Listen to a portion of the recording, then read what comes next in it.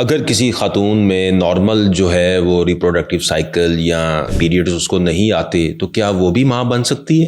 As a fertility specialist it is possible to treat it is easier to treat it. इसको हम treat कर सकते हैं। Actually have patients जो कि प्रेग्नेंट हुए हैं जिन्होंने ज़िंदगी में कभी पीरियड नहीं देखा। अगर किसी खातून में नॉर्मल जो है वो रिप्रोडक्टिव साइकिल या जो है वो नहीं है, पीरियड्स उसको नहीं आते तो क्या वो भी माँ बन सकती है? ओके इसको हम नॉर्मली 3 तरह के कॉजेज़ में डिवाइड करते हैं।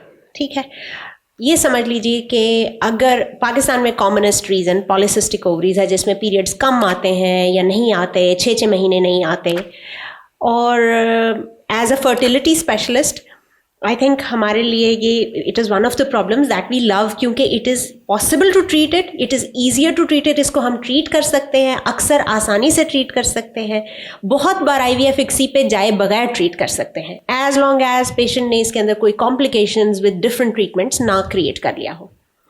एक तो रीज़न हो गया ये। दूसरा रीज़न है कि आपकी बॉडी में शुरू से ही हार्मोन्स कम बनते हैं, बॉडी में FSH LH बन ही नहीं रहा। हम बाहर से ये इंजेक्शंस दे के वो कमी पूरी कर सकते हैं और एक औरत के माँ बनने की पॉसिबिलिटी है।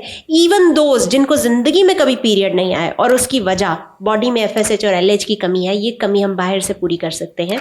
तरीका इलाज महंगा ज़रूर है लेकिन पॉसिबल है। और मैं जैसे जिनोवा IVF एंड फर्टिलिटी में काम करती हूँ, वहाँ वी एक्चुअली हैव पेशेंट्स जो कि प्रेग्नेंट हुए हैं जिन्होंने ज़िंदगी में कभी पीरियड नहीं देखा।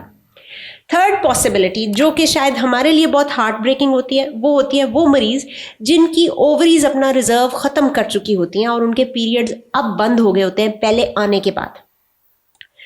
ये वो पेशेंट्स हैं अनफॉर्चुनेटली जिनका अपना कोई ऑटो इम्यून वजह हो सकती है, एज ओवर 40 एक वजह है, और तीसरी वजह है बार बार अंडे बनने की दवाई लेना, हर महीने अंडे बनने की दवाई लेना, एक डॉक्टर से दूसरे डॉक्टर पे बार बार चेंज करना, हर 6 महीने साल के बाद डॉक्टर बदलना, हर डॉक्टर ने अलग से इलाज शुरू करना और फिर वही एग बनने की दवाई देना, जिसकी वजह से हम जो रिजर्व कुदरत ने हमें दे के भेजा है हम उसको ज़ाया कर देते हैं वक्त से पहले, जिसकी वजह से AMH कम हो जाता है और वक्त से पहले जिसे हम सने-यास कहते हैं, मेनोपॉज कहते हैं, वो वक्त से पहले आ जाता है।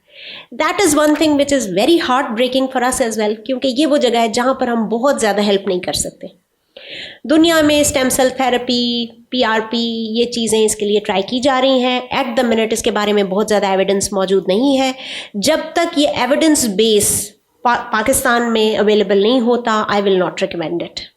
नहीं, PRP तो मैम देखें पाकिस्तान में अब हर उस चीज़ के लिए किया जा रहा है जिसकी शायद मेडिकली अभी अप्रूवल नहीं आई, तो वो PRP is a very common treatment now और हर बंदा हर चीज़ के लिए PRP किया जा रहा है। Unfortunately that goes for stem cells as well, क्योंकि एक नोवेल ट्रीटमेंट है तो लोगों के जहन में आता है कि शायद इसमें शायद कुछ हो जाएगा, बट उस शायद का एविडेंस अभी तक हमारे पास ऐसा कोई मौजूद नहीं जिसकी बेसिस पे मैं इसको किसी को रिकमेंड कर सकूं या मैं खुद कंफर्टेबली अपने किसी पेशेंट के लिए ये सोच के प्रैक्टिस कर सकूं कि मैं इसकी कोई हेल्प करने जा रही हूँ।